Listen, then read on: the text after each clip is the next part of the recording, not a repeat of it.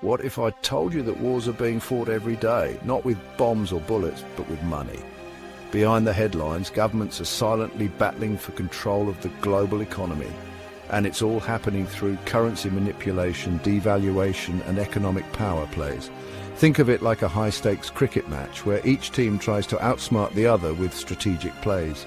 I've spent 13 years in the stock market, navigating through financial chaos and global trends, and in this video I'm going to give you a no BS insider-level breakdown of currency wars. Buckle up, because these hidden battles decide the price of everything, from the gas in your car to your investments and even your job stability. This is Currency Wars, explained like never before.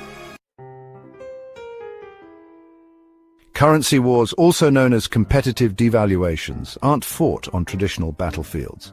Instead, they unfold in the intricate and often opaque world of global finance. They're waged in the shadowy realm of global finance, where the stakes are incredibly high and the tactics can be quite complex. In these financial battles, countries use their currencies as weapons, aiming to outmaneuver their rivals. In simple terms, a currency war occurs when one country deliberately weakens its currency to gain an advantage in international trade.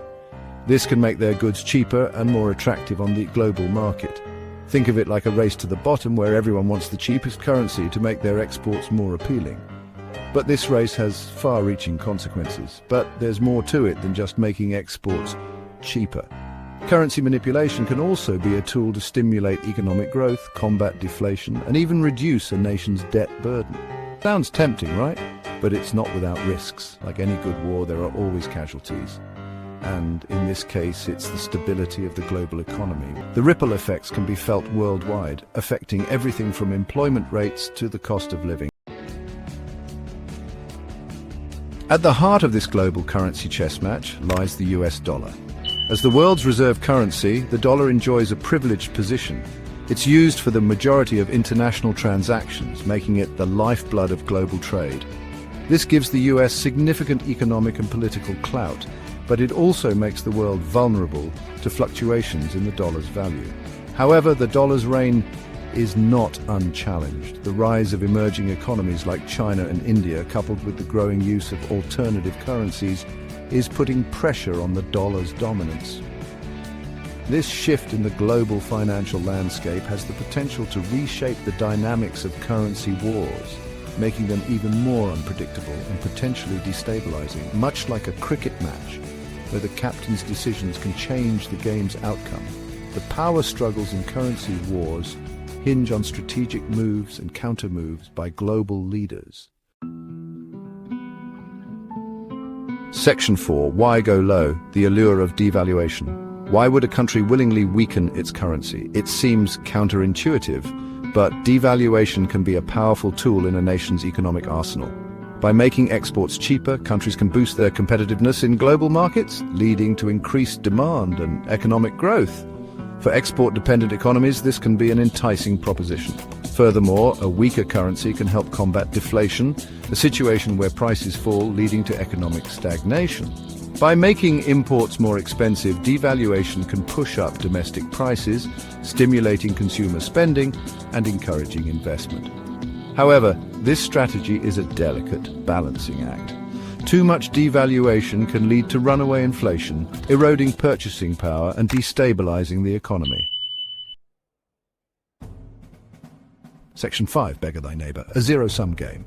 The term beggar thy neighbor perfectly encapsulates the cutthroat nature of currency wars. These wars are not fought with weapons, but with economic policies and financial maneuvers. It refers to policies that benefit one country at the expense of others, creating a lose-lose scenario for the global economy. Such policies can include tariffs, subsidies, and most notably currency devaluations. When one country devalues its currency, it can trigger a chain reaction, forcing others to follow suit to remain competitive. This competitive devaluation can lead to a vicious cycle. This can lead to a downward spiral of competitive devaluations, effectively negating any potential benefits and creating global economic instability. The interconnected nature of today's global economy means that the actions of one country can have far-reaching consequences. A prime example of this destructive dynamic played out during the Great Depression. During this period, countries were desperate to find ways to improve their economic situations. In the 1930s, as countries grappled with economic hardship, they resorted to competitive devaluations in a desperate attempt to boost their economies.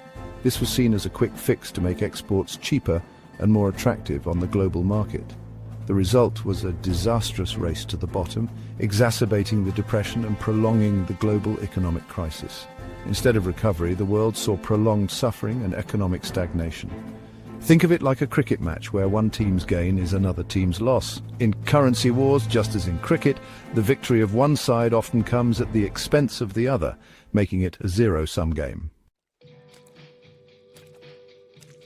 Section 6: Fallout, the perils of currency conflicts. Currency wars are not bloodless conflicts. They have real-world consequences, often leading to unintended and detrimental outcomes. One of the most significant risks is global instability. Volatile exchange rates can disrupt international trade, making it difficult for businesses to plan and invest. This uncertainty can dampen global economic growth and lead to job losses. Moreover, currency wars can spark trade wars and retaliation. When countries perceive currency manipulation as an unfair trade practice, they often respond with protectionist measures such as tariffs and quotas. This can escalate tensions, leading to a downward spiral of tit-for-tat retaliation, harming global trade and economic cooperation. Section 7: Cooperation or Chaos. Charting a stable future, the perils of currency wars underscore the importance of international cooperation and coordinated economic policies. Without a unified approach, the global economy risks falling into disarray, with nations pitted against each other in a race to the bottom. In a globalized world where economies are interconnected, unilateral actions can have far-reaching and unpredictable consequences. A single policy change in one country can ripple across continents, affecting markets and livelihoods everywhere. To mitigate the risks and promote global economic stability, nations must work together. This collaboration is not just beneficial but essential for maintaining peace and prosperity. Think of it like a cricket team. Each player has a role, and only by working together can they achieve victory.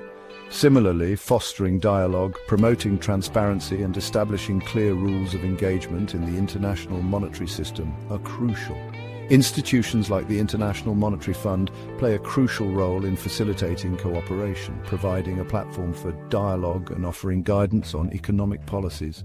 Their expertise and oversight help ensure that nations adhere to agreed-upon standards.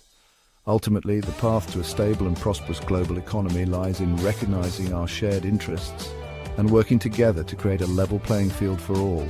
By embracing cooperation over chaos, we can build a future that benefits everyone.